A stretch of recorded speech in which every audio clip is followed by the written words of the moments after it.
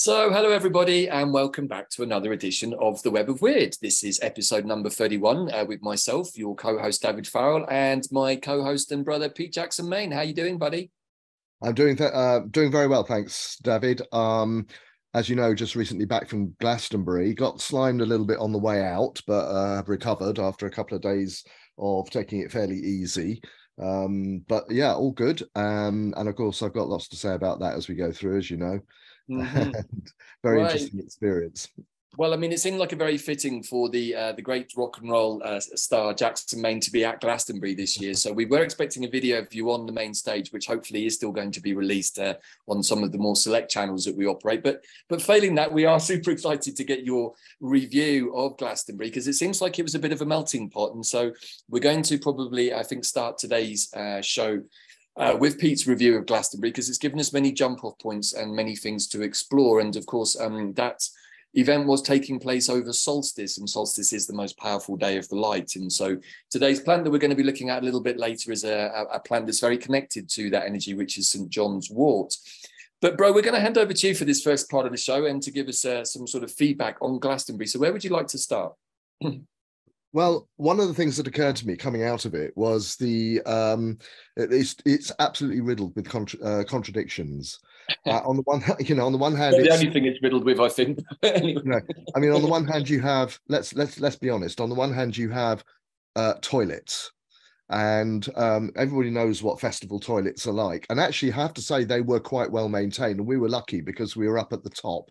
The healing field where we were was right next to the stone circle, and I kid you not, the stone circle toilets were the best on site that I saw anyway. So we were lucky from that point of view. Other people weren't so lucky, but it's that basic camping, just everybody mucking in together. There was a field right next to us, which I think was called the Park Field or something. Right, if you go through the down through the fence from the green field, and we had a big expansive field, but because we were on site 3 days before anybody else came, and suddenly on Wednesday, which was of course the solstice, the hordes were let in, and within the space of about a couple of hours, the entire field was covered with tents, and the toilets right next to them. So it's all pretty gross from that point of view. Very, very basic. And you wonder how more people don't get sick because of it. There's quite a lot of attention paid to maintaining the toilets. I don't want to dwell on toilets for too long here, but it occurred to me that from that level, which is so basic, and it's almost like a ghetto city of some kind, a refugee camp or something. The whole thing is like a pop-up city. Apparently, the site is bigger than the state of Monaco, and certainly when you're walking around it, it's almost like a day trek to get from where we were, which is sort of on the outskirts a bit, or into the center, the sort of center of activity around the pyramid stage. And if you want to go down there and come back, I did it once. It took me half a day, and it wasn't very nice. And I won't even say anything about the artist who I went then down there to see if I could see. Just suffice it to say that she was female and blonde, and wasn't impressed, saw 2 songs and came back, basically. That was my foray into the pit, which we call Babylon. But the other side of it, of course, is the VIP side. And before we even went, I was kind of thinking I'd heard about these sort of glamping things that were going on, and, VIP opportunities, and VIP spending up to £5,000. Helicopter arrivals, all of that kind of luxury glamping pod, and then getting helicoptered in. We saw loads of helicopters, and of course, a lot of the VIP pop stars were arriving by helicopter as well. So to the outside world, everybody thinks that Glastonbury is about that. It's about, it's the biggest rock festival in the world, the biggest music festival. It's actually a festival of the arts, not just, the sort of high level rock and roll and all of that, which we know is connected with things that we'd rather not be associated with. Let's be honest. Those people are despite the fact that many people, and most of the people in Glastonbury were sort of, the kind who adulate on that level, we must go and see Elton because he is, the epitome You know, I remember seeing Elton a long time ago when he was a scraggy teenager almost, you know, sort of struggling to make his name. And the fact that he got where he was is, you know, all kudos to him. But am I interested? No, I'm definitely not. But there were a lot of very interesting things going on there. And we were working in the healing field, and we were literally sort of there to help people, you know, on their quest, really. I mean, people who come to see us are quite interesting. I was doing iridology there, and I started off doing what I usually do, which is like, you know, you've got a bit of a weak liver, you need to detoxify your kidneys, etc., etc., etc.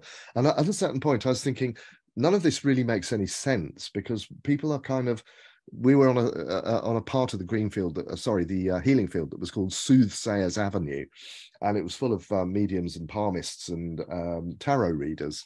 Not that I have anything against any of those classes of people. It was actually great, and they were great neighbors, actually. But I thought, I'm not really fitting in here. So on a whim, on Saturday, I think it was, I took the board, the chalkboard that I'd sort of put out, the A board that we put out the front to tell people what we were doing, scrubbed it all off, scrubbed all my rubric off, and just put up, "What are you doing here?" And immediately everybody just started to go, "What's this about? Can I find out what I'm doing here?"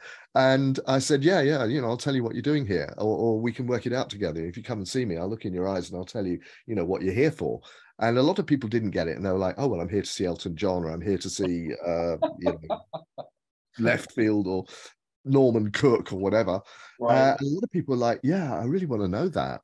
And I'd saw maybe a dozen people from the time I put that up who really wanted that. They really wanted to understand what they were doing in the world.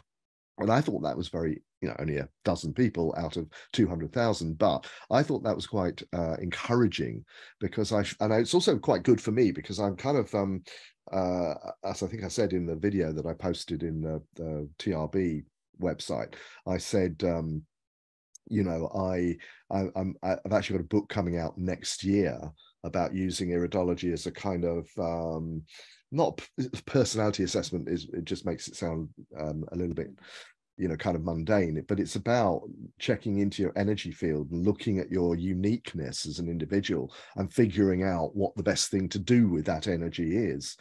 And I start from the assumption that people generally know what they want to do, but they've sort of hidden it from themselves. You know, we come down to this planet and we just don't remember where we've come from or what the mission is or anything. It's a typical situation. And I think more and more people are starting to sort of think, well, that's not fair. Why can't I see the mission? Why don't I know? Why? There must be something out there that can reveal it to me. And so I found myself very much on that track. And thereby I got to meet a lot of people who I thought were kind of, you know, on the same page, or starting the journey that perhaps I'm a little bit further along with, of really trying to figure out what we want for the world and how are we going to achieve it. So I had literally people talking to me in those terms, saying, I want to know what I'm doing on the earth and how I can make it better. And people also saying, all of that down there, gesticulating to the pyramid stage and all the rest of it, all of that down there is completely irrelevant. What this is about. And pointing out, of course, that Glastonbury historically has been a political festival. You know, it was a campaign for nuclear disarmament in its early days. The CND symbol is still on top of the pyramid stage. Greenpeace is all over the place. So the whole thing has this kind of political edge to it. And yet, you probably know about this, or a lot of people will, when they wanted to show Jeremy Corbyn appeared on the pyramid stage to address the crowds in 2017, much to Boris Johnson's discomfort, and you know, ahead of the election that year, and then, of course, we all know the story. He lost the election, and there was a film made because largely he lost the election because of the smear campaign that was conducted against him. And he basically was accused of anti-Semitism and all of that. And there's a film put out by Ken Loach, a Notorious, and a few other people, but he was one of the directors from Platform Entertainments or something like that. And he made this film called Oh, Jeremy Corbyn, which was the chant using the sort of White Stripes, you know, musical figure. That's the one. And it's called Oh, Jeremy Corbyn, The Big Lie. and really expose the whole way in which he was undermined and, you know, basically completely disabled in political terms by the anti-Semitic agenda. And then, of course, what happened was the Glastonbury people decided that they were going to show this film in a very prominent location at Glastonbury this year. And immediately this drew fire from certain groups, we won't say who, saying that this completely dishonors Israel and the suffering of the people who went through the Holocaust, etc., etc., etc. And you shouldn't do it because it'll create disharmony, it'll create division, and that's not what Glastonbury is about. Hang on a minute, you're telling me what Glastonbury is about when you actively interfered in British politics to prevent, you know, a man that many people would love to have seen as Prime Minister from getting anywhere near the post. You have no right to say anything like that at all. But the festival organisers did bow to the pressure, sadly. But the upshot of it was that the film was shown 24/7 in Shangri-La. If you know anything about Glastonbury, you'll know about Shangri-La. It's a very, very shady area, but it's the kind of place that goes on all night and all sorts of very, very strange things happen. But one of the things they did is they actually put it on a loop in Shangri-La, so it was actually, if you wanted to see it, you could, and there was no excuse for not seeing it. I thought that was quite funny. But, okay, Brian, so I'm going to have to jump in here before, because there's so much just to mull on. Just want to throw a couple of things back, and so we'll kind of bounce back through them. But just speaking about the one most recently, I think that's really interesting. You know, the whole double standards of so many things in this world, the narcissistic, hey, we can do this to you, but you can't question us doing it or do it back. You know, so on the one hand, I think it's interesting that Glastonbury has these roots in CND and Greenpeace, all of which were very much part of my childhood in the 80s. My mum used to, you know, make garments that she sold, and some percentage of it went to CND and all of that stuff. So it was, you know, in the 80s, it was a big part of our world, right? But as we sort of rolled forwards into the more present era, things like Greenpeace and Extinction Rebellion have got a big red question mark over them these days, right? So I think that that's an interesting point. Secondly, like you said, the hypocrisy or the double standards of like, what is Glastonbury anyway? You know, is it an arts event? Is it a music event? Is it a satanic event with those kinds of pop stars? Because it seems that anyone who's a big pop star these days has to put on a satanic performance, from what I can see. And I'm talking of which, one of the queens of all of that I saw was in hospital this week. And without necessarily naming names, a very, very famous female pop star who's also been linked to some things that we might be talking about later in the show. So I find it interesting that we've got this kind of almost there, Babylon, I think is the right word for it, sort of display of grossness in so many ways. And yet at the core of it, there's always been this sort of rebellious freedom fighter, Jeremy Corbyn kind of energy, actually. So I find it interesting that all of this was put onto Glastonbury this year. And also, you know, before we got on this call, we were just looping back to when Corbyn lost that election. And just for what it's worth, that particular day, I decided to tune in with my plants, and I asked upstairs who won, and I was told that Corbyn won that election, and that 80-seat majority that Johnson got was not a real result, as I think illustrated by John Berco's result on the live show. I mean, this is also something just to make our audience think, how is it that they knew exactly how many seat majority Johnson was going to have before a single vote was even counted? Yeah. And we don't have an electronic system. It's all counted by hand. So how on earth at 6 o'clock of the night of an election can they know for sure that, and they got it exactly right, 80 seats. And it was exactly what Johnson needed all the way through the last 4 years. He needed to have that massive majority to carry out all of the subversive things that have happened, which I think we're going to talk about a bit in a minute too. So it's interesting that all of those accusations of anti-Semitism, and of course, you need to know what is the difference between being Semitic, being Jewish, being Zionist, and being Israeli, because they're not all necessarily the same thing either.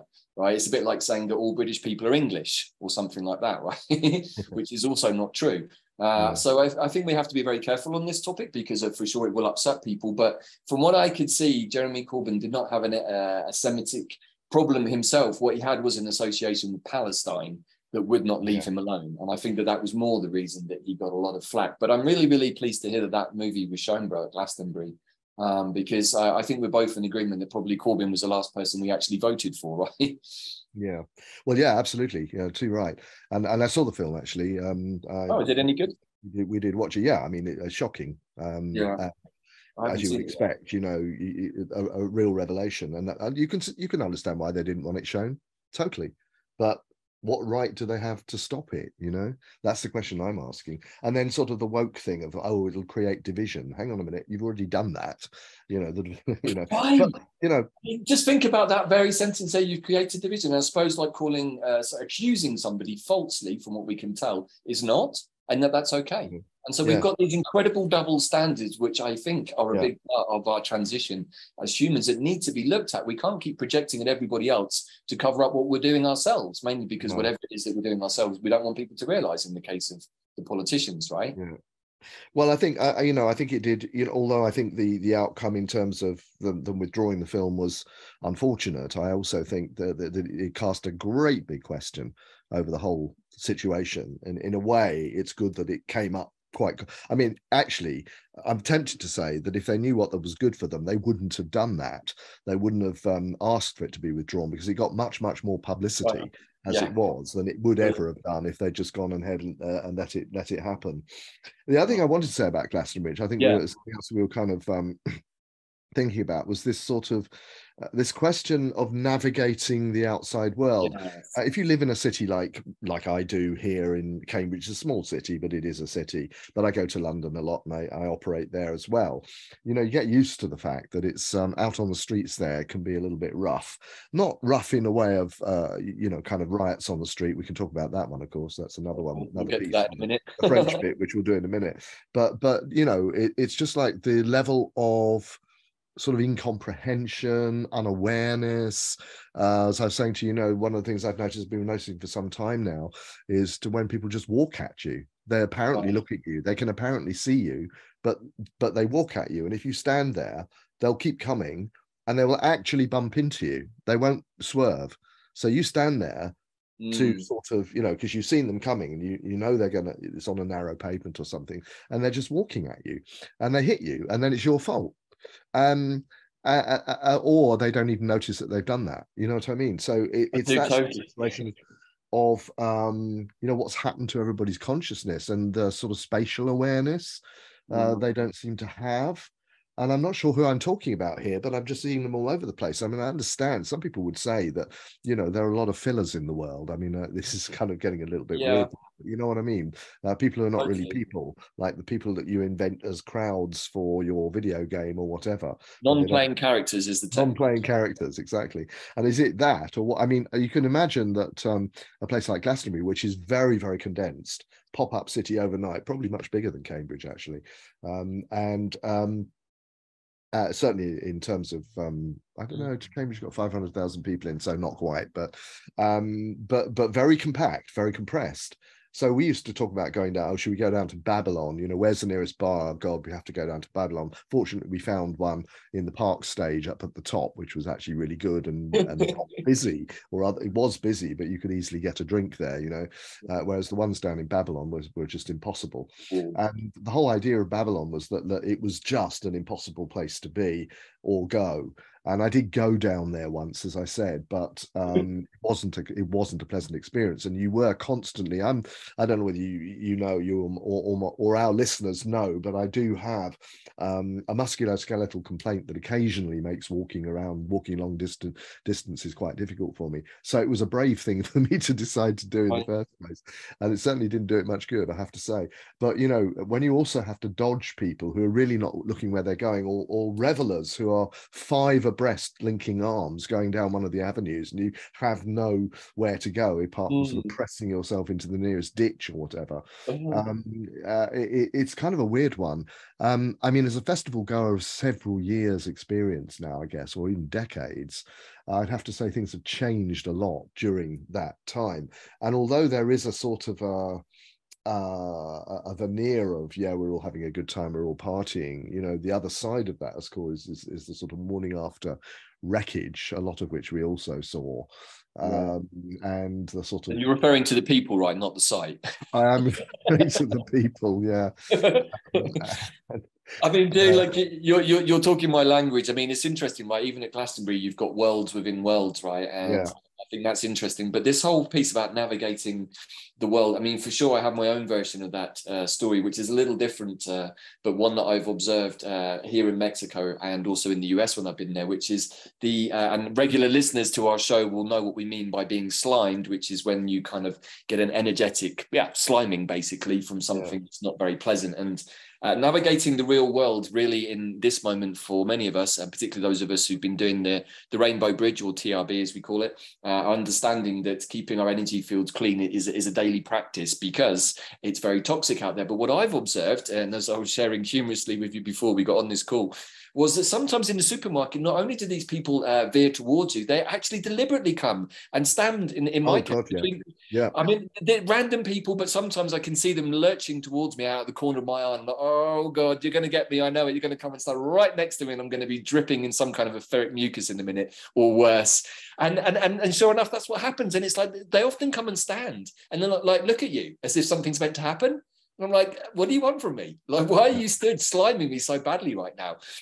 And of course, I realize it's not really the people, it's what's going on inside their energy fields. And, you know, one of the more disturbing things that I have seen here in Mexico is what I call this sort of energetic monobrow, which is really, really unfortunately affecting many, many of the kids and teenagers. And what I see is this very sort of heavy energy that makes the brow look very heavy, as if the person's maybe just taken some very, very strong narcotic substances or something, and they're not really present. But I'm seeing this in so many of the kids. And when I, you know, see energetically, as it's really easy to see with some of these kids, it's just that what I see is that they're just not there. They're just not present, and they're just on some sort of autopilot. And it's made me wonder more about previous experiences of being around or even living with people who've had the offer medication. And after a while, I was able to observe that there was a sort of a loop that was completely obviously unobserved by the individuals themselves. But as somebody who was somewhat removed, but living with these people, I was able to observe that they kind of only had a certain number of activities that they ever did. And there was only a certain number of things that they could talk about. And I realized that their world had become very small. And I'm wondering how much of this is going on for other people that's completely hidden from us because we're not involved in their lives. Now, maybe with non-playing characters, we can say it was always going on. And for sure, you know, we're not here to cast aspersions about people, but there are a lot of what other people might call the zombies wandering around, because I can see them. If I sit and people watch at a cafe here in our local town for more than 20 minutes, I see all kinds of weird stuff. Now, I'm not saying that everybody needs to sit and people watch, but if you want to have any idea about what is going on in the world, I recommend literally just taking 10 minutes at a curbside cafe and actually properly watching people, and you'll get to see that people are not in great shape. And I think that with the astrology of the moment, particularly with the South Node in Scorpio going through its final degree before the nodes shift into Aries and Libra, and I highly recommend watching our good friend Pam Gregory's video on the node shifting, because with the energy shifting into Aries, the North Node in Aries, and particularly navigating the world, and you just mentioned it also with some of the situations of violence that are flaring up, I feel that navigating the outside world is going to be a full-time job, navigating where people are at, navigating the toxicity, and navigating the unending huge amounts of BS that particularly the Western government seem to be serving up to everybody. And, you know, as we've talked about before, being on this side of the pond now and having more of an eyes up on what's going on in the US and American politics, it's a very, very different story to what I perceive going on in Europe. And it's very interesting to see that here there was a conversation very openly going on through oversight committees, and you know there is a very, very real possibility that the president may be impeached even this week. He's hanging by a thread right now. They have the information, the FBI have whistleblown, or there have been whistleblowers. And so we're very realistically now being faced with the prospect of the US president being impeached, and his son is up to all kinds of stuff. I mean, everything that many of us have talked about for several years is now being proven. Many things that other people tried to prove, including the collusion between Mr. T, the former president of the US, and Russia, have been utterly proven to be a lie by the FBI. So it's like, you know, but then when I check in with people in Europe, no one has a clue about any of this. No. They're like, well, when are the disclosures going to happen? And I'm like, you are joking. The disclosures are happening already, you know. And so one of the interesting things that's coming out of this also, I'm kind of jumping around here a bit just to give us a few points, but we talked about this too, which is Bobby Kennedy's son, RFK Jr., who's been very outspoken about the offered medications, but is now running for presidency. And one of the more interesting rumours that has been circulating on this side is that possibly that there could be a cross-party ticket with possibly Kennedy and Trump running together, which I think would be very, very interesting and a great way to heal the divide between the Democrats and the Republican politicians. So a few bits and pieces there, bro. So where would you like to loop back to? Which because I think we sort of got on. I mean, we sort of got away from Glastonbury. It's probably about time. Let's face it. Well, the only other thing I want to say about Glastonbury is I realised that what you were saying, that telling people that probably they needed to do a detox when they've just arrived for a, whatever it is, a 5-day festival is probably not going to be the information that they wanted to hear at that moment. It's like, oh, I was just about to tuck into my bottle of Moe. And that was quite But that was quite interesting because many of them knew that, in fact, I was right about that. But they said, "Can I start after the festival?" Of course. I said, you could do whatever you like, mate. But yeah, of course, have a good time, and I'm certainly going to. So I wasn't detoxing there by any means, but no, I just thought that was you have to sometimes just go with the flow. So yeah, I think we sort of skipped off away from Glastonbury. I mean, since being back from Glastonbury, it has, it was a massive adventure, kind of, episode, something completely unexpected. I mean, we didn't even expect to get in to be able to do it, to be honest with you. When we did, we were like, oh, right, okay, well, let's do it then. And we did, and we sort of seized the opportunity. But since then, life has moved on again. I'm sort of back into the swing, but it's really quite odd because I feel in a way that there is something new beginning around here, but I'm not altogether sure about what it is yet. And I think that what you were just saying about the American stuff is super interesting, actually, because you are absolutely right. As far as we're concerned, none of this has hit the news channels here. I mean, I'm not an avid news watcher, as you know, but I do keep a basic eye out, and nothing of this has yet. I mean, the last thing we knew about Trump was that he was being driven off in a limo to court, where he was going to be arraigned on charges of whatever, fraud and misconduct. And that's the last we heard of it. We didn't hear any of the rulings from that. We had no idea about what's happening to Biden. Really, it's just not being reported. So very there are 3 impeachments, I think it's 3, have been laid against him in the last 2 weeks, and for sure one of them is going to stick. I mean, the evidence, it's been widely reported on CNN, Fox News, so this is way out of the space of conspiracy theory now, and I wonder how a lot of this is going to sit now for people in the US who are convinced that good old Mr. T was the worst criminal on the planet, probably hotly followed by his friend in Russia, Mr. Putin, who's also obviously a very, very bad individual with the world's demise right at his fingertips and with that intention in mind. So it's kind of like, to take the Eagles' perch position on all of this and not be in the humdrum of the Western European media is actually quite refreshing, because we get to see things from a very, very different perspective. But I wonder how is it going to be for many beings who were utterly convinced that Russia was colluding with Trump and that Trump was a really, really bad guy, and all of these cases that are now being literally struck off one by one as not being even something worth entering into court. I wonder how that's going to sit with people, and how do you make such a radical readjustment when faced with the truth?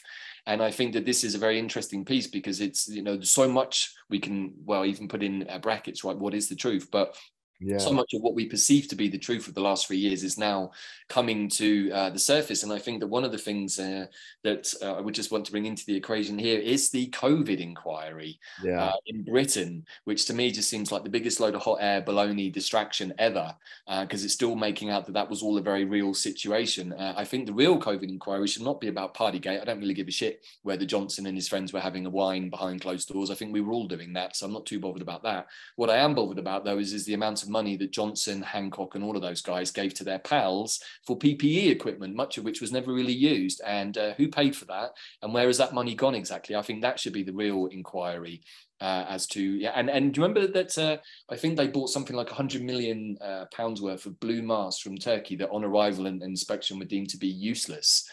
which I would dare to suggest is probably true of most of the masks. But anyway, so what do you think about that, bro? I mean, and you know, we've got sort of talking of leadership issues, right? You know, in the US, but also in Britain. I mean, when I look around the political landscape in Britain, it's not very encouraging to see any kind of potential new earth kind of, you know, individuals stepping forwards. At least in the US, we have people like the wonderful Jim Jordan and Rand Paul and many other politicians who I think are doing a really, really good job. But in Britain, we've got Buzz Lightyear. He couldn't even support his own leader, the one from Mr. Corbyn we were just talking about, and he was constantly stabbing him in the back. And so who is there, bro, on your horizon? Is there something brewing under the radar that I've missed? Is there a new party on the rise that I haven't heard about? If you've missed it, I've also missed it, because I'm dumbfounded. I actually don't know. I'm scratching my head about that one. But I wanted to go to loop back quickly to the sort of Partygate thing before we leave that. Yeah, absolutely. The whole thing about the whole sort of, you can see the indignation in the headlines. He lied to play misled promise. What did you expect him to do? He came to power on a platform of lies. It was known he had the worst job reference from the editor-in-chief of the Daily Telegraph, telling everybody he's a liar. You elect a liar and then you expect him not to lie. I mean, it suits you well enough at the time to have him, but now no, he's got to go because he's been proved a liar. Well, I mean, in a way, I can understand him sort of flouncing off as he did. Because he quit completely, basically to stop himself from being sort of, penalised by being excluded from Parliament. His act was to say, right, well, I'm off now, thank you very much, but I'll be back. Some sort of, Teletubby version of the Terminator. I'll be back in mainstream politics. Well, what did you expect? Now, the PPE thing. That is you're right, that's a much bigger story, but this is Tory policy. Tory policy is basically get power, get your hands on all the money you can that doesn't really belong to you, and give it to your mates, because that's not the only example. I mean, there was the famous Brexit example of how many billions being handed over to somebody to create a shipping company with no ships. That whole story again. There's so many ways in which Tories have basically enabled the transfer of large amounts of money out of the public coffer and into the private sector. That's what their whole program is. Right. And when people are going to wake up to that, I don't know. But, we've been saying it for bloody decades. I think, if we go back to sort of the, modern politics, maybe sort of being born post Second World War, the Tories have only ever done that. Yeah. So anyone who's surprised by that, I don't know what to say to them, really. It's like, exactly. We grew up in the Thatcher years, many of it. And, for sure, I have to hold up my hands and say, actually, in the last 3 years, the only politicians at all who I think have stood up for anything were the Tory backbenchers. There was only about 15 or 20 of them. So credit where credit is due. They were the only ones I consistently heard throughout. However, the rest of Parliament, in my opinion, are a bunch of wasters who should be all removed and firmly examined by their local constituents who voted them in to see whether they're found wanting in the roles that they paid for their communities. Because in the end, people get, in theory, politicians get voted in by people to do a job for them. It's a bit like, in theory, the police are meant to protect us rather than try and stitch us up, which is something that, obviously what we can see in France is being kicked off because a police officer shot a young Algerian guy, which is always going to kick off a situation. Whether that was deliberate or not, we don't know. Again, with all of Mr. Soros's contacts and ability to arouse rabbles, and we're seeing now videos in Paris of young men, teenagers with Kalashnikovs and all kinds of military-grade weaponry. So again, I have to wonder whether this is a genuine rebellion, which, the French do have a history for, God bless them, or whether this is another one that's making a situation happen because there's a need for a change of power in Europe, because I do sense that the narrative is running a bit thin in Europe. And I wonder what you think about all of that. We are sort of jumping around a bit, but all of these things are somewhat connected. Well, to each other. They are somewhat connected. And your question, who is there who would be a suitable candidate for power? I mean, there was that famous dictum, wasn't there? I think it came from, I don't know where it came from, Plato maybe, I'm not sure, but it should be axiomatic that anybody who wants power should automatically not be given it, because it's really not, it is a poison chalice at the best of times, and the only people who seem to make it work are the ones who exploit it for their own benefit. And that's why, you know, Corbyn got very, very close to being to breaking that mold, and of course they couldn't let him go forward with it. And the bad thing about that, the worst thing about that, is that it left Buzz Lightyear kind of exposed as the only contender in terms of an opposition. He has been a useless opposition leader, and Labour is now completely useless opposition. You know, whilst there were people like Corbyn and the people who supported him who have now all been discredited by the pack of lies that was told, and the skullduggery that went on. And, you know, if you're saying that that election was rigged, it doesn't surprise me at all. But, you know, just, it's another... just my hunch. I mean, that the whole energy around it to me reeked that afternoon. And, you know, as somebody who watches what's on the TV, but then also does my medicine and tune into the energies, what I often see is that what's presented on the TV and what I'm experiencing in the astral energetic world do not match up at all, which is how I came to understand that there's so much deception. Now, I can't say for certain, but given what we know now about the American elections, the Dominion server, and how many other elections have probably been rigged across the world, it seems quite plausible to me. Let's just say that. I mean, there are two maxims which up until Corbyn came along, and I broke both of them, two maxims which I've always sort of, you know, felt were very important to bear in mind in politics. One is don't vote, it only encourages them. Right. And two is whoever you vote for, the government still gets in. Yeah. And it's you know, I like the cynicism of those sort of, you know, those rally cries in a way. I'm not altogether cynical about politics, don't get me wrong, but I look for people who might conceivably be able to break the mold, and I'm seeing that a little bit in RFK Jr. But I'm wondering, on the other side of that, I'm wondering, how can this be? This is a man who was so outspoken about the offered medication right from the start, just as we were. Right from the start, he was saying this is not a good idea. It will, you know, it will cause a lot of injury and damage. And of course, he is vaccine damaged himself. But he went out on a limb to do that, was dismissed as a nut job, conspiracy theorist, etc., etc. Now he's running for president. How does that figure, unless the American sensibility has completely changed? Because America was well under the cosh with the offered medication, in much, you know, much more so. Well, there are areas of Europe, of course, France, but so much more so than the UK, where it was not exactly liberal, but there was no real sense of coercion in the way that in other places they have experienced. So from that point of view, I'm just wondering, how do you turn that around? How do you sort of come out of that reputation of being a conspiracy, you know, kind of well, anti-COVID denier, whatever, and turn that around to become the president of the United States? Don't know.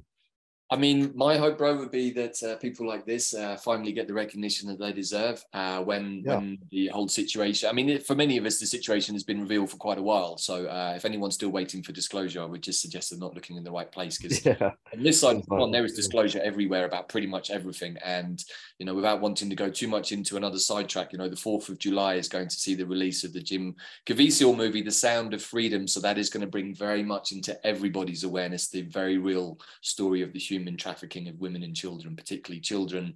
And I think that is a movie that everyone probably should watch and understand what does it mean, even if it's going to be very, very difficult for many people. Because I think that the problems that shown in that movie have been endemic in the, let's just say, the elite-driven Western governments for quite a long time. And I think there's going to be a lot of shocking information that some of us have been sat with for a number of years, particularly around some of the previous administrations before the Trump administration. So I think we're going to start seeing a sort of an unraveling back through these last sort of 3 weeks before the July 18th of many of the situations that have been sort of in and around the conspiracy rabbit hole stations for a long time, but haven't seen the light of day on mainstream media, mainly because those people who control that don't want that to be seen. And so for sure, we have to be very careful still on this channel. We are on YouTube, but I just want to point people towards a recent interview that myself and Bella did with a lovely lady called Caroline Mansfield, who's showing us the effect of graphene that she discovered in supplement casings. This is in tablets, bro, and I'm going slightly off point here, but I'm just going to bring it back in a second. No, do go ahead. Because what we're now discovering is that underneath everything, and including many, many illnesses, and of course we've talked about this before, is the presence of graphene oxide. You know, those of us who've just done the Rainbow Bridge, we've done a whole series of protocols removing all of this with your wonderful detox rainbow tea brew, and also doing lots of energy work. And now we have a group of people who are able to very much discern when new and unhelpful energies come into their system. But particularly graphene is something that we're realizing is not just in our water, it's not just in our food, it's in our supplement casings, it's in our buildings, it's in the land, it's in everything. It's been dropped on us from the sky. And I remember Magenta Pixie channeling something some months ago from the group of 9 that she channels. And they said, until the black toxic sludge is removed from our world, you will not be able to go on the transition to the higher dimensions that you want to. And I'm now understanding why, because this substance is able to not only kind of work in the background on what's the word? Destabilizing our immune system, but it also attracts similar energetic frequency-based stuff into the system.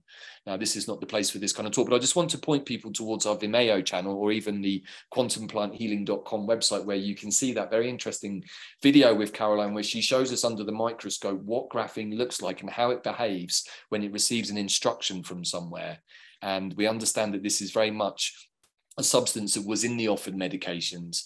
So finally, and the reason I'm just saying all of this is that, you know, that people like RFK Jr. and others who've been outspoken have had to take a lot of flack. We have also too in our own way, and a lot of energetic interference as well. But finally, I feel like there is more of an energetic safety space to start speaking out. And it's not that we want to be proven right. I think that that's often a misnomer. It's like many of us just want to help people either A, not to make a bad choice that could make them sick, or to help them get better from that choice. And so what I often find is, looping back to the beginning of this kind of conversation and, you know, the hypocrisy of stuff, is like sometimes us rabbit holers have been confused of trying to create situations, which is simply not true. We're actually trying to create solutions and bring people into a place of awareness. So I feel that this is a big kind of point that humanity is somewhat stuck on right now as we move into this sort of final 3 weeks of the nodes being in the Scorpio and Taurus axis, which, by the way, is also very much linked to the financial system. So many people are highlighting July the 18th as one of the 2 major possible dates for the financial collapse to start kicking in. The other one is actually my birthday, the full moon on the October the 28th. But my gut feeling is, with the way the energy is at the moment and the intensity and the Schumann resonance and so many things going on, I don't think that that the energy can last until October without something going pop. I think that the world needs something to kind of go pop. It's almost like having a really bad fever or boil that just won't burst. And it's like giving you unending discomfort, but it just won't seem to do what it needs to do. So yeah, a few thoughts there, bro. I'll let you pick your way through a few of those and see if you can join the dots. Yeah, well, you know, and you mentioned a boil that won't quite come to a head. You know, in the old days, we used to lance them. Right. And I don't know whether, you know, looping back maybe to the French riots, I think the French have always been super willing to point up these Lance the boils and get out on the streets. And I remember back in 1968, there was a massive revolution in Paris, and I visited the city 5 years later. They were still buzzing about it. They're really proud of their tendency towards resistance. Of course, la résistance is a very French thing from the war as well. And I think that lancing the boil sometimes, you know, I've often sort of bemoaned the fact that the Brits just don't have it in them to do that. They're so phlegmatic that they'll be trampled over and killed before they'll get up and say, hey, wait a minute, this is not okay. And I'm not quite sure, you know, where I sit with that. But then, you know, you never entirely know the truth behind a situation like the one that happened in France, and the presence or the likely involvement of agent provocateur, to use another French phrase there, or, you know, what's really going on. I don't know. I mean, I think that every so often, mind you, there was a bit of a riot in England where people went and nicked televisions from shops in the high street down in South London. I remember that. Sort of whim. I can't even remember what that was about. It was around the Olympics. It was right before the Olympics. Right. It was, you know what, I have to just, on that note, because I remember watching going, well, you know what, I actually occasionally think it's good that the population remind the people in charge who's actually in charge and who holds the power. But on that particular occasion, I'm like, this seems to me the most pointless riot that I've ever witnessed. And I now understand that I think that those riots right before the Olympic Games with so many teenagers, I think was a test for 5G. They were testing a frequency on people to see how it made them react. Which now, particularly with the energy of the last 3 years, and anyone who's been in and around any of our work, both me and you and the quantum plant healing stuff will know that we've been talking about 5G. Even with the Ascended Master Zachariah, we were talking about it some time ago, because for sure frequencies and frequency devices are being used both on the planet and on humans, and have been, I think, throughout the whole of the last 3 years. So we don't know what makes people do things in certain moments. And I think that, again, with the situation in France, well, already there was a lot of unrest anyway. There's already the trajectory of France and rebellions, but also the Yellow Vest movement. Of course, Macaroon is also something of a chump, I would suggest. Without wanting to upset too many people. But also, I think it's interesting that I was just looking at the astrology, and Neptune went retrograde in Pisces yesterday. And I'm thinking that the Neptune in Pisces anyway is a little bit sort of like, you can't be too sure of anything. It's a bit like looking through water. You can sort of see something, but you can't completely make out, especially if the water's a bit murky. And I feel like this moment we have to be super careful that we don't jump to the narratives presented. Because if we've learned anything, I think, over the last 3 years, is don't believe anything, right? The only thing you can be absolutely certain of is something you see with your own eyes. And even then, you can't be 100% certain, right? So completely. And that is my feeling about a lot of this stuff, actually. We're sitting here, we're sort of trying to make sense of it as we usually do, but we have no way of knowing, really. I mean, I think your idea of going upstairs and asking people who are got a little bit of a higher perch than we have might be the best way through this. But that also, that's also what struck me about another thing that we were going to talk about today, which is the Ukraine situation and Prigozhin's so-called mutiny, which was extremely strange. I mean, you tipped me off to that when it happened, and I was on site in Glastonbury there. But what is that about? What's your take on that, bro? Well, I mean, I'll just spend a couple of minutes on this. I mean, I know that not many people find wars interesting, but for some reason I've had a bit of a sort of inside track on this one all the way since the beginning that I've shared at various points. And when that all erupted, I think it was now the last weekend, it seemed completely out of the blue. It didn't make any sense. The only thing that I could understand possibly was that there was collusion with the West, and that maybe Mr. Prigozhin was encouraged to do something that would immediately look like suicide. I mean, there's one thing you don't do in Russia, and that is to form a mutiny against Russia. That is basically saying, I want to die. And Mr. Prigozhin has made a very strong career out of not dying, it seems, by leading this mercenary group, which in itself is a very interesting piece that maybe people might want to look into. But what I understand is that the opportunity seemed to catch everybody by surprise. Now, there are some crafty memes doing the rounds that seem to suggest that a payment was made from a US government department who have had their fingers in many coups all over the world at various points, that a payment was made possibly into the account of Mr. Prigozhin shortly, in fact, even within, I think, 24 hours before the so-called mutiny started. And so there are some very amusing memes doing the rounds. I think that they've utilized footage from Mel Gibson's Braveheart, where the two armies line up to fight each other. And then there's the moment they get to each other, they start shaking hands and saying, oh, well done, bro, we got them this time. So there are some humorous memes suggesting that maybe that right now Mr. Prigozhin and Mr. Putin are sat on $8.8 billion US that supposedly have come from somewhere. Now that, I think, makes sense of the situation. And it's about the only thing that makes sense, to be honest. Which is why I expect it might be true. And the so-called the American government department that you referred to, of course, I just want to comment about that briefly, because it just occurred to me when I was studying naturopathy a long time ago, there was an association in America which governed a certain naturopathic practice, which was colonic irrigation, and it went by the acronym, the same acronym actually, because it was the Colonic Irrigation Association. So I thought it was kind of appropriate to sort of mention flushing out shit. Oh, dude, sorry, man, that's just too good. I have to make a note of that one. Yeah, make a note of it. Irrigation Association. Yeah. Yeah, okay. I think that deserves a hashtag, bro. Definitely. Clearing out shit all over the world, or possibly just creating more of it. Creating more of it, yeah. So look, I don't know. I mean, it's a very interesting story, and for sure, the one thing I don't believe is the Western press, particularly the UK press, about this, because I tend to take a more pragmatic approach, which is to read American press, Al Jazeera, UK press, and then I read probably which I think is the most coherent, which is RT. Now, many people would say that Russia Today is very pro-Russia, which, you know, well, you can say, well, the Daily Mail is pretty pro-British, so that's not much of an argument, and you can say that CNN is pretty pro-American. So I think, you know, many of these accusations that people love to throw at the Ruskies and Russia and the communists are actually just the same thing that they're doing in their own countries again. So what are we left with here? Well, the only thing I can understand is that following the military reports from the Ukraine is that all of the Western hardware that was given over the last 12 months, because Mr. Voldemort kept asking for it, is all now lying in ruins across many battlefields. All of those incredibly amazing German tanks are now all blown to pieces on a minefield, because apparently the Ukrainians didn't know how to navigate through a minefield without clearing it first.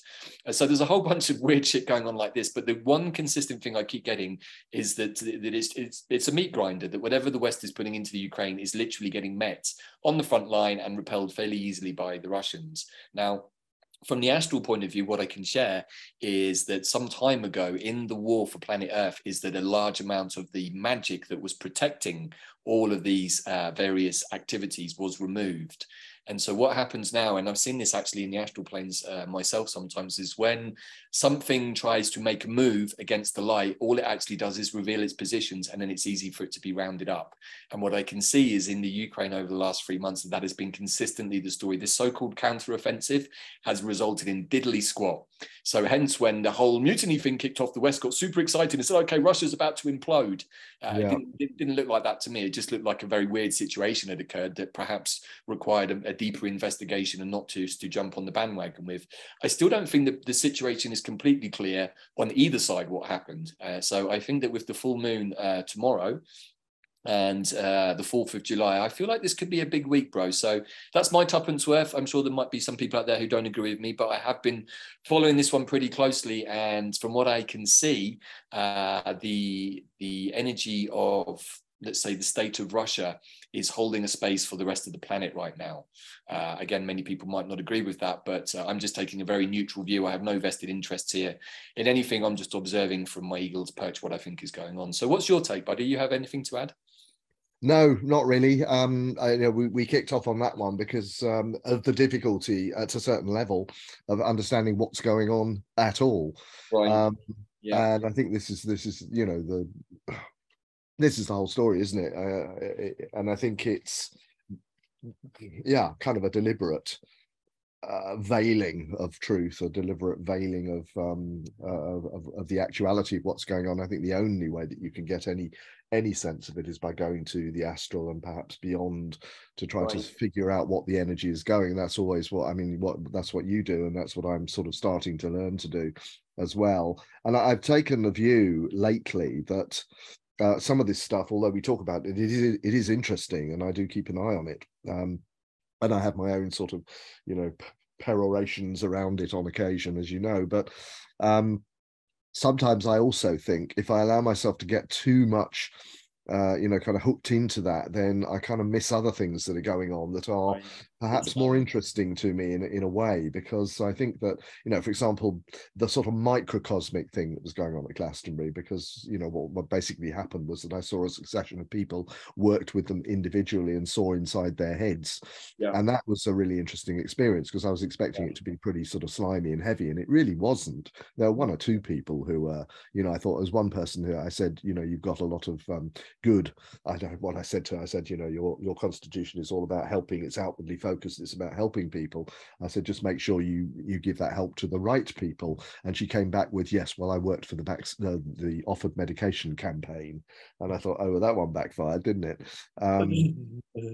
But it was sort of interesting that that despite the drama of the outside world, so to speak, and the political dramas particularly, and the struggle for control, the struggle for domination and control, which has always been part of human history, on the individual level, it hardly matters. We are privileged still in this country. It's necessary to say we still, I don't know how long it'll last for. We do have an infrastructure. we do have the trappings of civilization. Most of us, you know, homelessness is a big thing, but most of us have houses, most of us have opportunities, bank accounts, you know, motor vehicles, and God knows what, you know, all the stuff that we were brought up to expect, and we still got it at the moment. I don't know how long any of that will last, but it is a position of privilege. But beyond that, I think of you know, Abraham Maslow's formulations when he said, you know, beyond the basic necessities of survival, what makes life worth living? What are we all here for? And there are those sort of categories of, you know, being useful to the world and doing something interesting. And I still think, for me, that they're my highest values in a way. And freedom for me is being able to pursue that, and being able to, and you know, having the luxury in a way of being able to do something like this with you, which, you know, long may it continue, frankly. Yeah, I mean, thank you, bro. For sure, I've absolutely loved every one of these shows that we've done, and I think for us personally, this has been our way of just trying to speak out with our own frustrations, right? And I know that there are many people out there frustrated with the seeming lack of progress, which I guess is probably the main reason that I still scan the news. You know, my sort of Scorpio tendencies like to put the pieces together, and you know, as many people who listen to this show will know from previous talks, you know, I tend to have an eye for these things. And so I'm not sort of, you know, I think is what you said is important, is not to be scouring the news constantly, because it mostly is a lie. But if you're smart and you do have the ability to be somewhat psychic, even work with certain plants like Santa Maria or the fungi, you can go into those spaces and rise. Or, I mean, if you go into the astral planes, you're going to get one kind of version of the story,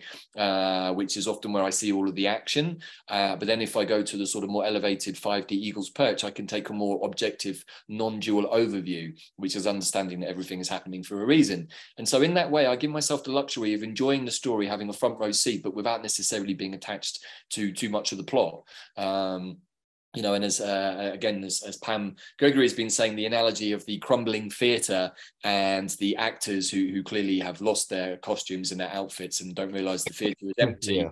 Yeah. I think is a great analogy, because that's kind of, it feels like, you know, where we're at. And so again, you know, hopefully by doing these sort of reviews and roundups of the sort of the ongoing topics that are in the news, we can perhaps give some alternative views on it. So just before we go to the final section of today's show, the St. John's, what I do just want to bring in one piece, because we talked about it, and it does feel important when talking about the privileges or the removal of privileges, is the Rwanda immigration situation in Britain. But I'd like you just to give a couple of moments just to give some energy to that, because it feels kind of bad. And I can't believe that a country with Britain's supposed upstanding in the world is even contemplating doing this and even pushing the point. But I wonder what your take is.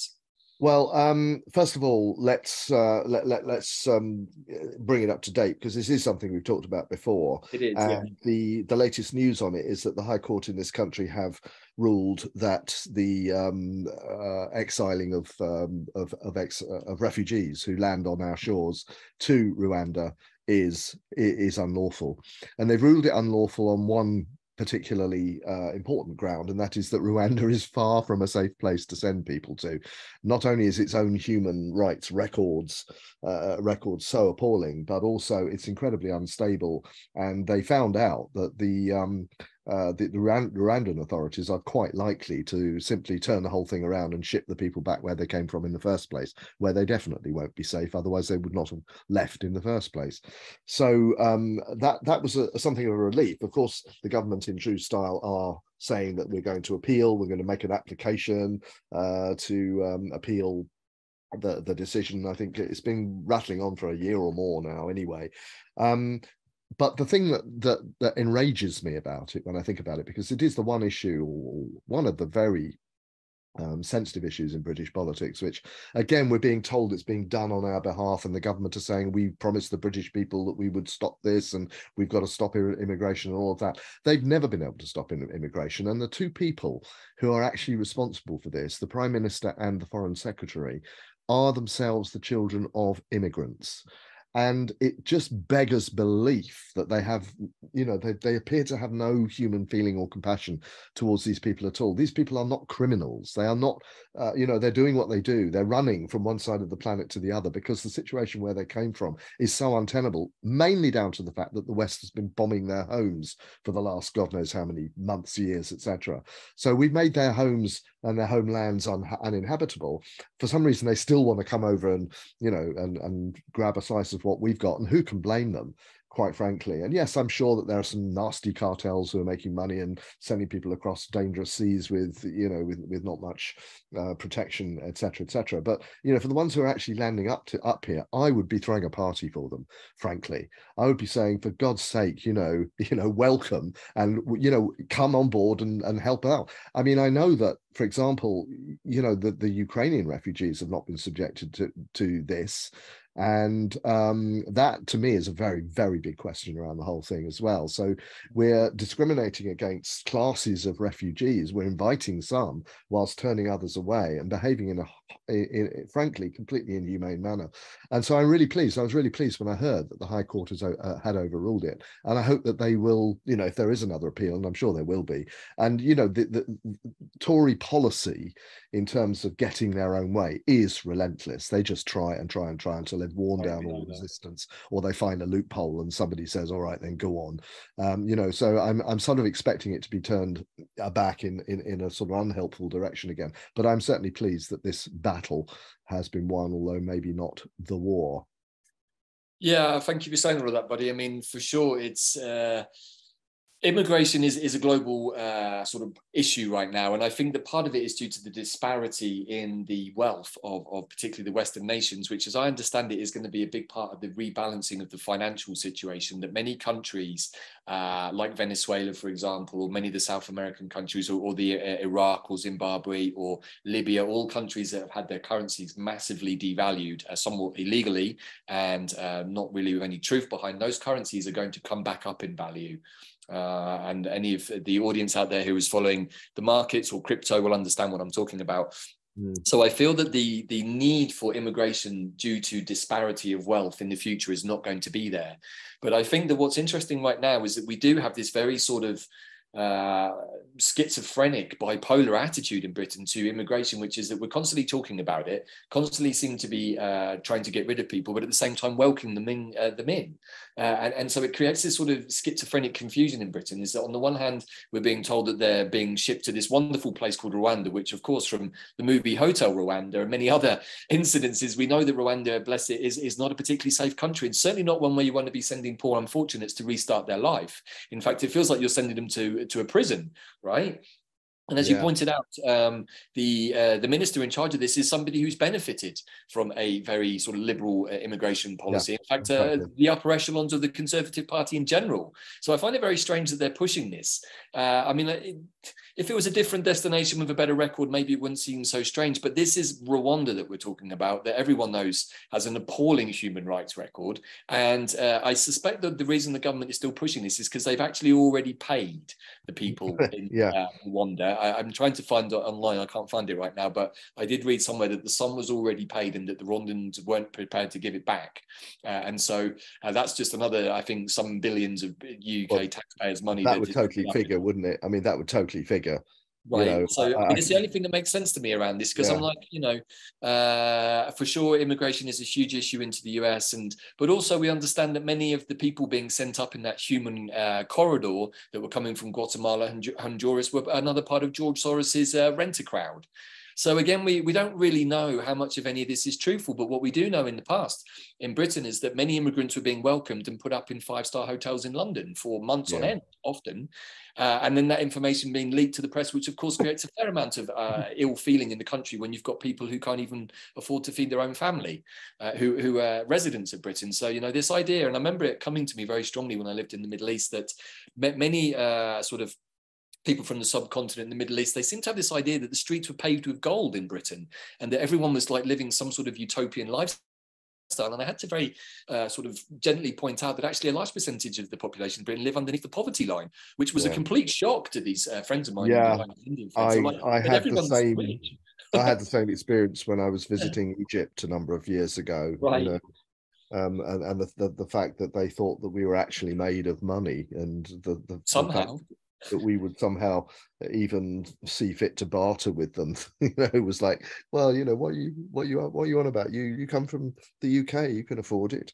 Exactly. I had the same experience in Egypt, actually, and I suspect that maybe as the interest rates continue to balloon in the UK, that maybe it's not going to be such an exciting prospect for people to come to. They might actually work out that they can live a better life in the countries they're originally from. And of course, as you've rightly pointed out, generally people only leave their countries en masse due to disturbances, which, as we can see from places like Syria and Libya and most of North Africa, is normally down to the West. So we've actually created this problem that we now don't want to deal with. So I think this is all just more of the usual confusion tactics to create lots of dramas and scenes, and probably somewhere in the background is another one of the Tory ministers' friends of a friend who's made a certain percentage of the deal with the Rwandan government. Can't be certain, but as we both know from the last 30 odd years, and as you pointed out a couple of times on this call, that is the sort of trajectory and track record of the incumbent party in power, right? Yeah, absolutely. And you know, relentlessly they've ruled the political day for a long time now. Even when Labour were last in charge, they were a thinly disguised version of Tory mentality and Tory ethos. So I don't know, you know, I mean, I don't know. It's something about the British public that likes to be flagellated, exploited, you know, shat all over and so on and so forth.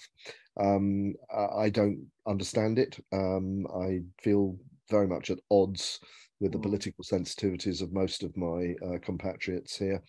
I don't know how this will be received out there at large as part of what we do, but yeah, and that's why partly, you know, I kind of have to hold myself away from it for fear of becoming involved in something that at fundamental level, I don't think I can really be involved in trying to fix anymore. I've had a couple of goes at that where I've sort of got involved in politics, but they've not, you know, they were defeated on both occasions really. And so now I kind of wait for the moment when enough of us will take it upon ourselves to make the world that we want to make, or the country that we want to make, or the locality that we want to make. I mean, I'm very big into decentralization when it comes right down to it, when these things are concerned. What do they call it? Devolved politics, where you actually give much more power to people on the ground to make what they want of their local communities and their local economies. And I don't think that centralized economics works at all, because it's just a royal road to the transfer of everybody's funds upward to the top of the pyramid, which gives very little back. It's part of the whole sort of pay more, get less, which could be a mantra for the 21st century. Actually, you know, we give more and more of our money and we get less and less back. It's like the water story that's happening at the moment. You know, when you look into that, Thames Water on the brink of bankruptcy, and you look into its history, and it's just been creamed by offshore banks like what was that one from Australia, just paying off its dividends, its trust funds, its pension schemes, etc., out of our money, out of the money of customers of Thames Water, and leaving us destitute and much of the Thames Valley without a functional water company. What's that about? I'd say that is a very clear indication that the so-called infrastructure of the previous empire of the world is collapsing, bro. I think that unbeknownst to the great British public, their country has been collapsing for a while, and they can't bear to look at it, because everything we've talked about today is not a country that's doing well. And of course, we do tend to make this show a little bit UK-centric because that's where we're both from, even though we are on opposite sides of the pond. But I, you know, as you know, I am a politics graduate. That's what I studied as my degree. So I've always had an interest in politics, and like you, I've dipped my toe into it. And at this point in my life, all I can say is it was a waste of time. The only thing that I understood from my 5 years studying politics at college and university was that it's just a machine, and that's all you need to know about it, and you don't really have any say in it anyway. This is something I learned like 20 something years ago, and all that I've seen in my life since has proven to be the truth of that matter. It's just like I would welcome the day where a genuine political system, and for the first time, I have to say this actually, watching the House of the Congress in the US, like with the recent addition now of the videos, because you can watch all of the votes taking place, it's created a very different atmosphere, and you can see when the politicians go and change their votes because they have to go down to the front, and so it's created a much more open sort of sense. You can see everyone doing the dirty deals. You know, you can see people sidling up to each other when they're trying to swing a vote. And so suddenly it's got all much more transparent and much more interesting. And there's been some very interesting moments in in the US, like where I think it's only 5 or 6 Republicans have held the balance of power. Chip Roy, Matt Gaetz, Lauren Boebert, and a couple of others realized, or it may even have been set up this way, that they held the balance between the Republicans and the Democrats, and they've absolutely worked that vein and forced the whole of the rest of the Congress to follow suit, and they were able to put pressure on McCarthy. So they managed to push a vote so that if one person decides to remove McCarthy as the Speaker of the House, then the vote can go forwards and they can have a vote on it. Before, it was much more convoluted. So they've actually already in the US started to free up the processes so that there is more transparency, and I would also say more focus now on actually doing politics the right way, which I think is something that we need globally right now. So a final thought on that, bro, before we go into our final 5-minute section about today's plan. Anything you wish to add? Nothing to add really, other than what I've already said, and maybe there are some themes there that we can certainly take forward to future episodes. I think one of them I'd really like to talk about, which is the creation of localities and devolved politics and alternative economies and that sort of thing, which I think is going to be the future, because we have to divest ourselves. We have to sort of crawl out from under the stones that they've created for us to live under, and start taking matters into our own heads, hands. Both. Both. Absolutely agree. I think we're looking at a sort of more global planetary politics, but then at the local level, a much more devolved kind of regional community base. Because it's true, and in Britain, the Scots have always said, well, how can you make decisions for us in the Highlands down in Westminster? And the same is true in Cornwall, where I grew up. It's like the Cornish people are different from the people in London. I live in the Republic of 149 Sturton Street, Cambridge. I shouldn't give my address out, really, should I? But that's my territory is, is I don't acknowledge anybody's right to or of jurisdiction over it, actually. Self-declared republic. I like it, bro. We have the same here, the self-declared Republic of El Molino. But I think this is how we start. We take sovereignty, as me and you have talked about, over our bodies, right? Working our toroidal. This is what we've been. We don't even have sovereignty of our own bodies. Just take a second, everybody, and think about that.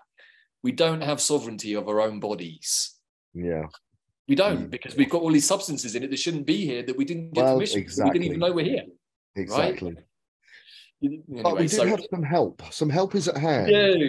Good segue, bro. So tell us who's our herbal helper for today's show. Well, it's got to be St. John's Wort. The obvious one. I was racking my brains about this, but this is the solstice herb, the midsummer herb. Right. St. John's Wort, Hypericum perforatum. That's who we've chosen to talk about today. Right. So obviously it is very seasonal. It's the solstice, which has just passed, is the peak energy day for two of our favorite plants, which are St. John's Wort, which is very solar, but also our very dear lunar friend, Lady Mugwort. It's also her peak day. So I often find that the balance of those two plants and the fact that St. John himself wore a garland of mugwort during his 40-day sojourn in the wilderness somehow tells me that these two plants have a very intrinsic relationship. But where would you like to begin the little foray into St. John's Wort, bro? Well, just before I do that, just to say mugwort. Yeah, mugwort we've been harvesting actually earlier today, because we had a massive crop of it, and so she's been very much in our thoughts, and her ways are well known around here. She's a lady to be reckoned with for sure. But yes, St. John's Wort. Now, St. John's Wort has been probably one of the most controversial herbs from a herbalist's perspective, because I don't know whether you know this, but back in 2000, and I think the year 2000 it was, the Lancet, which is the journal of the British Medical Association, big doctor's journal here, full of professional articles and opinions and research and God knows what, published an article which claimed that St. John's Wort was as effective for mild to moderate depression as the leading antidepressant of the time, which and still probably is actually, which is fluoxetine, otherwise known as Prozac. That's the one. And that got it into an awful lot of trouble, because I knew doctors on the high street in Cambridge, for example, actually starting to say to people, well, I could give you some pills, but why don't you try St. John's Wort? The research says it's just as good. And a lot of people started turning to St. John's Wort for their, for their mood problems. And reportedly, in the year that happened, Eli Lilly, who marketed Prozac, lost $11 billion worth of revenue. So they had to turn that situation around really fast. And St. John's Wort then became, of course, villainized across the world, but particularly in this country and in Europe, for being a dangerous herb. And it was dangerous not for its own right. It will never do you any harm, but it was dangerous because if you take it alongside conventional medications, pharmaceuticals, it will alter the way that your body metabolizes these substances, which I find immensely interesting. St. John's Wort, at the heart of it, is a hepatic. It's a liver herb. Yeah. And it's much more than that as well, but it's certainly one of the things it does is it modulates enzyme activity within the liver of particularly the CYP450 isoenzyme supergene family of enzymes which govern liver detoxification, many of which are, of course, employed by the body when you take drugs, any kind of drugs, but particularly pharmaceuticals and all sorts of other substances, in order to render them harmless and ineffective. So there are a number of scenarios in which St. John's Wort suddenly became, so particularly a large-scale popular interest in St. John's Wort suddenly became a bit of a liability, because anybody out there taking drugs to regulate their heart, and St. John's Wort comes along, like digoxin, for example, and suddenly reduces the effectiveness of it, could be a bit of a problem. And one of the examples of this, of course, was the oral contraceptive pill. And reportedly, there were 14 cases of unwanted pregnancies which could have been prevented, apparently, so the story went, were it not for the fact that the ladies concerned decided to start taking St. John's Wort, reduced the effectiveness of the pill, and ended up pregnant when they didn't want to be. And as one of my colleagues somewhat tautologously put it, if that's a word, probably isn't, no one wants an unwanted pregnancy. Well, I could have told you that, but the problem is, of course, that it's always the herb that gets the blame, but we live in a pharmacentric society, as I like to say. So in other words, you can expect that 90% of the people out there are going to be swallowing pharmaceuticals as part of their sort of daily regimen.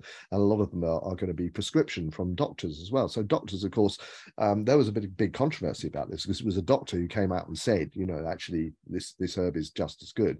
And doctors who then started saying to their patients, oh, why don't you try St. John's Wort? And suddenly, of course, they're in a situation where they're undermining their own medicines and their own healthcare policies.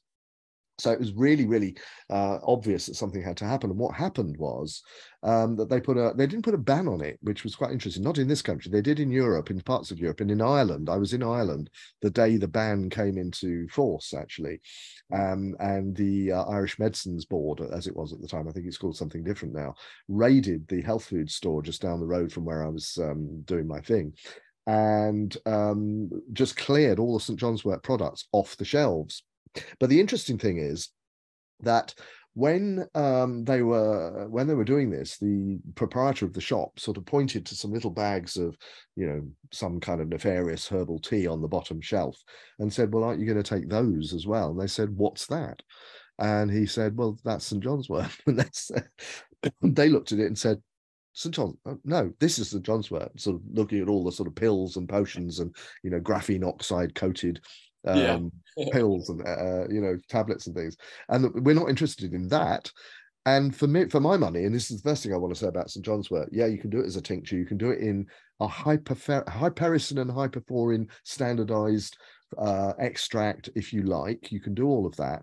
But St. John's Wort is most effective, in my personal view, as a tea. So interestingly, they cleared off all the clever nutraceutical products off the shelves and left the one thing that, in my view, would have been a no-brainer if I'd been advising people to take it, to go and make a cup of tea with it, because it is absolutely wonderful. It's a nervine, it's a mild sedative, it's a hypnotic, so it helps with sleep. It is a mood enhancer, but it's a trauma healer as well. So St. John's Wort is a trauma healer. That's what it's really all about. And its Latin name, Hypericum perforatum, refers to the fact that the leaves of St. John's Wort are filled with tiny perforations, which by the doctrine of signatures makes it considered a plant that is recommended for treatments of the skin, and particularly for wounds and injuries of the skin, lacerations, etc., for which it is absolutely wonderful. But it occurs to me that something that is good for healing trauma on the physical level might also be good for healing emotional trauma as well. And maybe that's partly how it works. I don't like the word antidepressant. I refuse to call St. John's wort an antidepressant, but as a mood enhancer, I think it does a lot. And I also think it does it because it clears out the liver. And the liver is a huge cesspit repository of unresolved emotions for a lot of people. So clearing out the liver is a really, really great thing to be able to do as a good start to improving your mood. So that's my starter for St. John's wort. I'll hand over to see what you think of that. Well, I mean, obviously, this is one of those plants that we could probably do a whole show on, and maybe we will at some point. And so we're just bringing it into people's awareness.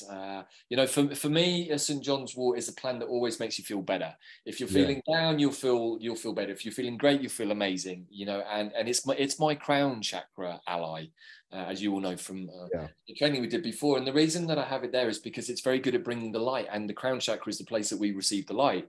And what I've noticed over the last few months, particularly, but also many of our tribe, the QPH tribe, have been saying the same thing, is a lot of frequency jamming devices are being used on our third eye and crown chakras. Why?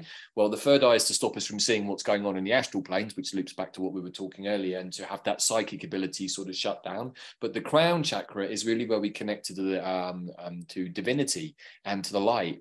And so without getting too woo-woo, what many of us have been experiencing is a direct interference with the use of graphene in the body around the crown chakra. So I think that's partly why I wanted to sort of flag St. John's wort, because it's a plant full of light. And I think that in this moment that we need light-filled plants. And of course, the perforatum also enables light to come through. But I also think that, and you'll know better than me, that this has led to one of the other sort of criticisms of St. John's wort, that it allows you to get affected by the sun. Can you add anything to that? Yeah, 3% of people reportedly suffer photosensitivity as a result of taking St. John's wort, where they get skin rashes if they go out in the sun. I have come across one case in all the years I've been a herbalist. I've come across one reported case. I never actually saw it, but I did meet somebody who said, yeah, that happened to me. I'm not saying it's not true, but I'm saying it may be slightly overestimated. And also have to ask, what kind of St. John's preparation were you taking? Because St. John's wort has always been a plant, you know, if you equate a plant with a certain pharmaceutical action like antidepressant, which is the wrong thing to do from the start, from my point of view. It's not a herbal action at all. It's a pharmaceutical action, and it's very, very different. The whole concept is different. But if you start to equate plants with that, then the scientists are going to come along. They're going to say, well, what's doing this then, and what kind of an effect does it have? And I've had talks with scientists and doctors about this, actually, and some of them say, oh, well, it's because it's an SSRI, and which is selective serotonin reuptake inhibitor, which is the way that Prozac works. It basically causes it modulates the way in which serotonin is metabolized, basically. And there's another action, an older class of antidepressant called the MAOI, monoamine oxidase inhibitors, which you'll know about, of course, because they are often found to be components of certain South American brews that have psychotropic effects as well. So it's a very well talked about class of enzymes, the monoamine oxidase inhibitors. And so there was an argument raging about which chemical in St. John's wort was doing this, whether it was an MAOR, an SSRI, et cetera, and so forth. And they found two, which were hypericin and hyperforin. And when they found them, they then said, right, well, what we need is not St. John's wort, but these chemicals. Yeah. Or if we want to pretend it's still natural, we could call it St. John's wort, but standardize the chemicals to, I think, something like 10% within the product. It might be more than that. It might be 30%. I'm not sure. So we had a lot of products coming out on the market which were not really natural products. You know, there were St. John's wort, but St. John's wort messed around with engineered, you know, graphene coating, probably. Yeah, probably, yeah. And then, of course, we ask, well, why are people having problems with it? It's the same story. Another plant that got itself into trouble around the same time as Kava Kava. You'll know about that one. And, you know, the story there was it wasn't Kava Kava. There's hardly any sort of problems associated with Kava Kava in its traditional use. but there are certainly problems when you start to maximize the carbolactone content, which destroys glutathione and causes liver damage, reportedly. Again, so sort of messing around with plants, changing their constituents, changing the balance of chemicals within them, in my view, is never really a great thing to do. And it could be that the photosensitivity is because of that. When I use St. John's wort, I use it either as I said, as a tea or a component in a tea, or I use it as a very simple, traditionally made tincture. I've never had any problems with it. No, right. And again, you know, as we sort of, we've been in a long show today, bro. You can tell we've not done one for a while. It's nearly an hour and a half. But as we kind of veer towards the end of today's show, you know, I think that as we often say, you know, that these kinds of theories are put forwards normally from the pharma world itself. But unless we're actually there, we can't be certain that what caused the rash maybe wasn't something else, like a 5G interference or any, you know, I'm not saying that was necessarily the case because it was obviously a few years ago. But there are so many other factors in our world that when we've been led to a particular destination by big pharma, I would often suggest that that's the very destination that we don't want to be at, and that probably something in the, you know, realms of the opposite is true. And so, as we've talked about many times, like this idea of removing things from plants and identifying which part of the plant does what in our world just doesn't really make any sense. It's like the plant is the plant. It'll be a bit like removing part of Pete and saying, hey, this part of Pete does this, and that's all we need from Pete. We don't need the rest of him, because Pete will function perfectly well if we just take his fingernail from his pinky on his left hand. That's all we need. That's the piece of Pete that's going to do everything. And it's like, well, that's sort of negating the rest of the amazing piece of Pete, right? And it's just like, but somehow we have this attitude towards animals and nature that if we extract things, that we're going to somehow make the product better than it was originally, which to me just seems utterly absurd. It is really, isn't it? Let's just say it is absurd. And I've had arguments with quite well-known people about this. I'm sure you have. In very public places, and I stick to my guns on it. You know, for me, we cannot. We try to improve upon nature at our peril, because most of the stories of herbal poisonings have come about through herbs being used by people who shouldn't be using them, like medical doctors who don't understand them, or herbs being converted into pharmaceuticals, and that's my position. So if you use, most herbs are going to be absolutely fine if you just use them as traditional use directs. And you know, St. John's wort is a wonderful herb. I mean, it is just beautiful. I use it in a number of contexts, sometimes to do with mood. I use it for where I think trauma has been stored for a long time in an individual. It's an antispasmodic, helps people let go of stuff, particularly good at releasing, you know, neuromuscular contractions, and I think energetic contractions as well. So from an energetic level, I think it helps to loosen things up. And let the light in, for sure. Well, I mean, all of which I think is very important right now, you know, loosening things up, letting the light in. I think for sure that many people, again, I'm not so keen on the word depressed. I think that we can attribute the ideas of depression to many things, but I would suggest that this year has been depressing in nature for many people, myself included at some point, so I can understand it. It's just, you know, this sort of unrelenting misery for those of us who are watching what's going on has kind of got to a breaking point, and I'm seeing many people whose channels I've followed like in the last few weeks getting to the point of frustration and even anger as to why things are not changing and shifting. So many people holding a space for the light, but unfortunately so many beings on the planet not wanting to step into the light.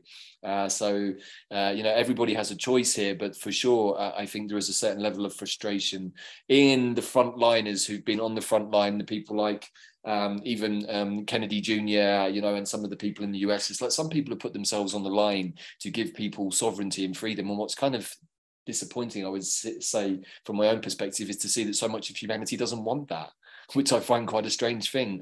So bringing the light in and freeing people up from the slavery, that's been one of my major revelations of the last month or two, is really to understand the extent of the slave idea that humans have been under. So the more that we can free all of these things up, and as we know, you know, working with plants like elder, as you've said before, I think so brilliantly, is how come one person can take it, feel great, one person takes it, has to go to the toilet, and then one person takes it and it vomits, you know. So this is a plant that induces the necessary reaction, which is something that pharma can't do. Right, you know, so I'm always with you, bro. Let's hand over the responsibility to the plants. Make sure obviously you get the right plant. and let them do their work, because they are masters. They are healing masters in a way that humans are not yet, in my opinion, even with all of the abilities and wonderful things that I know you do and other healers as well. But in the end, like, I always understand that the plants know more than I do. Oh, absolutely. And this is the problem, dare I say it, with herbal medicine, which of course is my profession, is that, that there are too many herbalists out there who think they do the healing and it's somehow their province and their property, their intellectual property, etc., and not enough kind of I don't know, sort of homage given, due respect and due homage and respect, bro. So look, you know, maybe we'll do another piece on St. John's Wort, because I know that there's a lot here to talk about and we just wanted to bring it in today. But this has been a long show, so we want to thank everybody for listening. You can tell that me and the brother have not managed to do a show for a little while, hence why we had quite a bit to catch up on. We do always try to do one of these shows every month. Originally we were going to do one every fortnight, but the world has been a bit too crazy for us to be able to do that. But as always, we hope you enjoy listening to the musings and ramblings of two brothers from a small island in the middle of the Atlantic. And Pete, where can they find out more about your work if they want an iridology session or anything? How do they get well, my website, I get basically www.thenaturalcentre.com. Brilliant. That's where I lurk in hyperspace. And you can contact me there on a number of different buttons that you can click on. Good. And I just want to also pass on a huge thank you, bro, for all of your contributions to our recently completed journey, the Rainbow Bridge, which we did at Plant Healing. That was a very profound experience, and for sure, the people who did that, either with the offered medications or without, it was really inspiring to see people really coming back into their heart spaces and feeling again, and also just hearing the personal accounts of people over the last couple of years, particularly with much of what we've talked about. Finally, people finding a free space in which to share their experiences without fear of being ridiculed or shot down or just, you know, stonewalled. And so hopefully bit by bit, with, you know, the help of plants like St. John and other plants, we can bring the light back into the collective, because I feel like we could all do with a little bit of lightening up, right? So whether it's whether it's at Glastonbury with the hordes, with the orcs and the goblins in Babylon, or whether it's just in our own garden under a nice oak tree in the afternoon sun, for me, nature is always the healer. And if there's one thing that is truly real in this weird simulation that we're all in, it is nature. And that is where I like to put myself if I'm not feeling so great. So thank you as always, bro, for today's beautiful ramble around many things. I think we covered quite a bit, and thank you everybody for listening. Please do check out Pete's website, or do check out Quantum Plant Healing, or our brand new platform, quantumplanet.world, where we have lots of interesting new projects being unfolded and new interviews coming up soon. So yeah, that's it for today's show, everybody. Take it easy. And as we now say, keep it rainbow, and we'll see you all next time. Ciao for now.